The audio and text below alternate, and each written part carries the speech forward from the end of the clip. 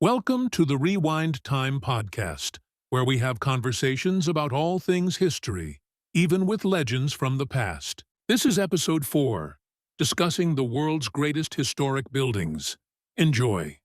You know, this list of 100 world's greatest historic buildings you sent over, it's really got me thinking. Yeah, it's quite the architectural feast, isn't it? It is. And I have a feeling you're going to appreciate this one. It's more than just a travel brochure, though.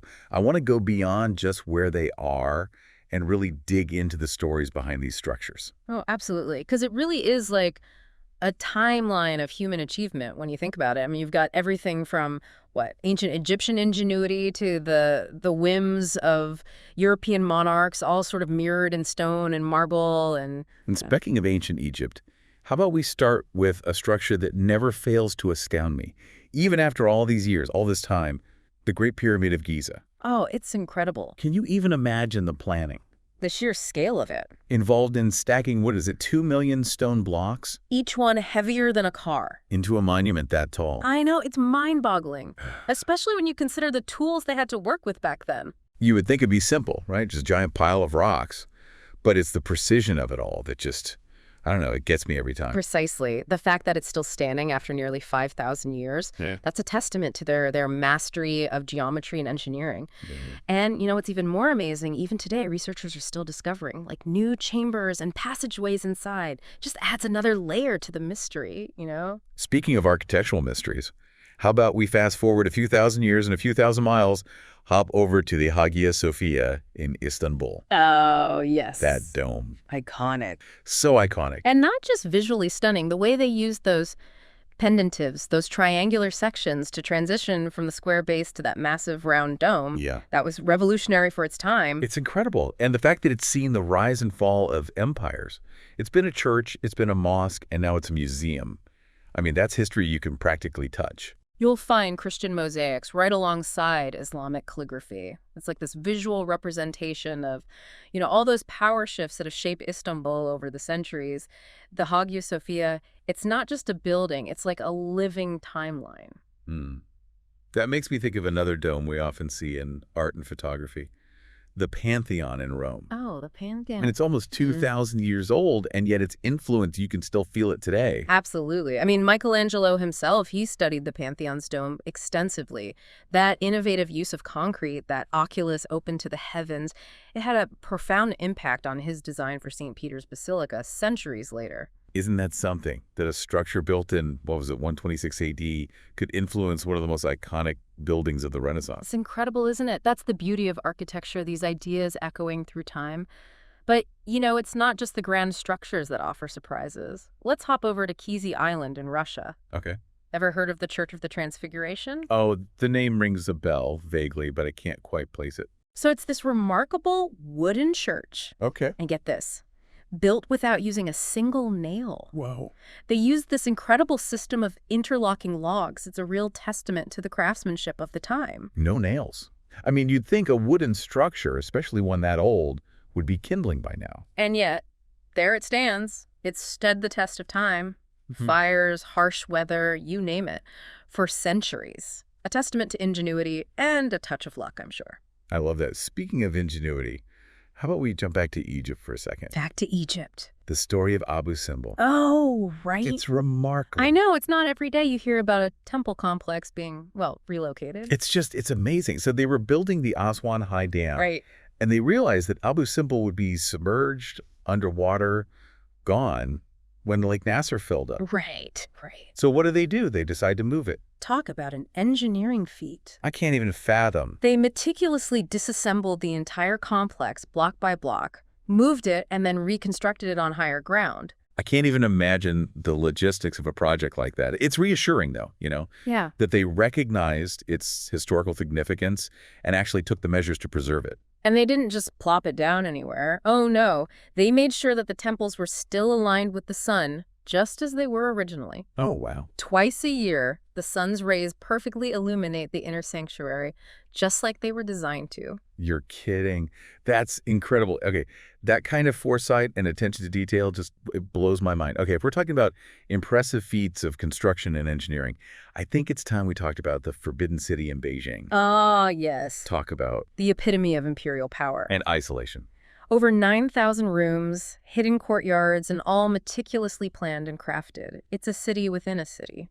A real physical representation of the emperor's absolute authority. It's so interesting to me how different cultures express power through architecture. Like, the Forbidden City is all about grandeur and seclusion.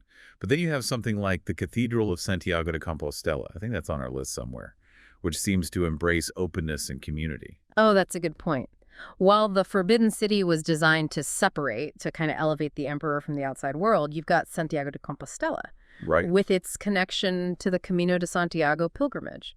It's been a beacon, for travelers for over 1,000 years. It really makes you think about the different journeys these buildings have witnessed. In the Forbidden City, you can almost imagine those hushed whispers of court intrigue, the secrets hidden behind closed doors. But in Santiago de Compostela, it's like this chorus of footsteps, the echoes of countless pilgrims, finding solace, some kind of spiritual fulfillment. It's incredible, isn't it? It really is amazing how these structures, they become more than just buildings, isn't it? I mean, they become like ingrained into the very fabric of a culture, Yeah. real testament to its beliefs and its aspirations. And speaking of cultural touchstones, I think we have to talk about St. Basils Cathedral in Moscow. Oh, with the colorful onion domes. Those ones. Yeah, it looks like something out of a fairy tale. Instantly recognizable. But there's a dark history there too, right? Something about Ivan the Terrible. Yeah, the legend goes that Ivan, he was so impressed by the cathedral's beauty that he had the architect blinded Oh my God. so that he could never create anything that would surpass it. Wow. Now, whether that's true or not, who knows? But it speaks to the impact, of St. Basil's Cathedral on the Russian psyche. It's this symbol of the country's resilience and its unique architectural heritage. It's a good reminder that, behind these grand structures, these big, beautiful facades, there are often these human stories, right? Some more whimsical than others, for sure. I'm thinking about the Taj Mahal. Ah, the Taj Mahal, yes. Which is beautiful, obviously, but... It's more than just a breathtaking example of Mughal architecture, that's for sure. It's a testament to love, isn't it? It's a mausoleum built by Shah Jahan as an expression of his grief for his beloved wife, Mumtaz Mahal. It's beautiful. The intricate details, those delicate marble screens, the calligraphy quoting verses from the Quran, it's all a testament to his devotion. It's both heartbreaking and awe-inspiring at the same time, isn't it? And it makes me think about how, all of these structures, they embody such a vast spectrum of human emotion, don't they? I mean, on the one hand, you have the Taj Mahal, this grand gesture of love and loss. And on the other, you have something like Nofonstein Castle in Germany, which is often associated with fairy tales, but has, I think, a much more complex story. Oh, absolutely. Neuschwanstein, yeah. Perched high on that cliff, it looks the part, doesn't it, the fairy tale setting. But it was actually commissioned by King Ludwig II of Bavaria, who was a figure often remembered for his eccentricities, shall we say, and his tragic end.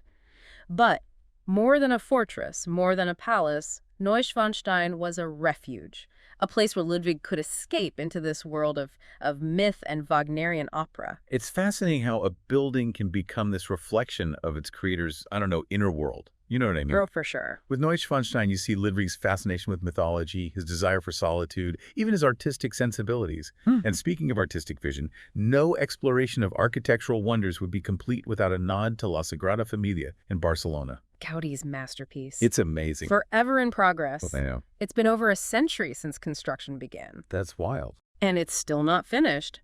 But that's part of its allure, isn't it? This living, breathing organism constantly evolving, every generation of architects adding their own interpretation of Gaudi's vision. I know. It makes you wonder what Gaudi would think of it now, how his vision has been translated, reinterpreted over time, although I imagine he'd be, pretty fascinated by the technological advancements that have allowed for some of those intricate and pretty audacious designs. But I digress. We've spent a good deal of time discussing these structures as monuments frozen in time.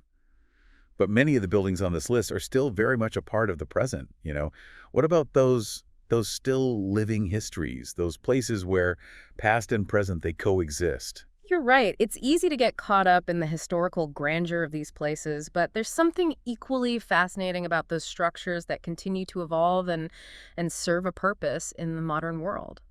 Take the Alcazar of Seville in Spain, for instance. Oh, the Alcazar. Yeah. That stunning complex of palaces and gardens, right? Beautiful. I've always been mesmerized by the blend of architectural styles that you've got Islamic, Mudejar, Gothic. It's like a visual tapestry of Spanish history. Exactly. And it's not just a beautiful relic of the past.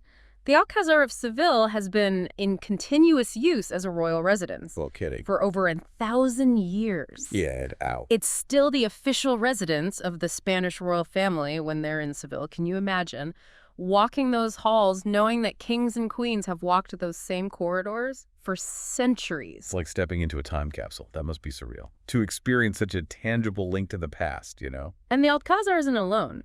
Blenheim Palace in England, that offers a similar glimpse into, like, a living history. Blenheim Palace. Now, wasn't that the birthplace of Winston Churchill? It was indeed. Blenheim has seen it all, you know. Beyond its grandeur as a country estate, it's also the place where one of the most significant figures of the 20th century was born. It's a good reminder that behind those stately walls, you know, lives unfold, stories are written, and history, well, it's constantly being made. It's amazing. And it adds another layer of intrigue to Blenheim for me, you know, knowing that amidst all that opulence and grandeur, world-changing events were set in motion. And speaking of places that have seen their fair share of history, we can't forget the Tower of London. Ah, yes, the Tower of London, more than just a pretty fortress on the Thames. Right. It's a symbol of England's, well, tumultuous past, I'd say. Over the centuries, it's been a royal palace, a treasury, a prison, and yes, even an execution site. Wow. It's seen coronations and coups, imprisonments, executions. It's one of the most storied and perhaps haunted buildings in the world. It's true. The Tower of London definitely has a certain, aura about it. It's both captivating and slightly unnerving, isn't it? Yep. Knowing the weight of history those walls contain. And of course, you can't talk about, iconic British landmarks without mentioning Windsor Castle. Ah, Windsor, the world's largest occupied castle. It's been the home of British monarchs for nearly a millennium, and it's still going strong. I remember reading that it was a special place for Queen Elizabeth II. It was more than just, royal residence. It was her sanctuary, her weekend retreat. It was, and it's easy to see why. Despite its size and grandeur, Windsor has this warmth and intimacy that's often missing in those grand palaces. It's a place where generations of royals have sought solace, celebrated victories, and navigated personal and political upheavals. It's become clear that each structure is like a thread in this much larger tapestry, woven together by human ambition and artistry and just the relentless march of time. Next time you see a photo of the Great Pyramid or hear about the Taj Mahal, don't just see the image right now. Imagine the hands that placed those stones, the lives that were lived within those walls, the stories whispered through the ages. And who knows, maybe this deep dive will inspire you to embark on your own architectural adventure, to stand in awe beneath that dome of the Pantheon or wander the halls of the Forbidden City, and just let yourself be transported by the power of place and the echoes of history. Until next time, happy exploring.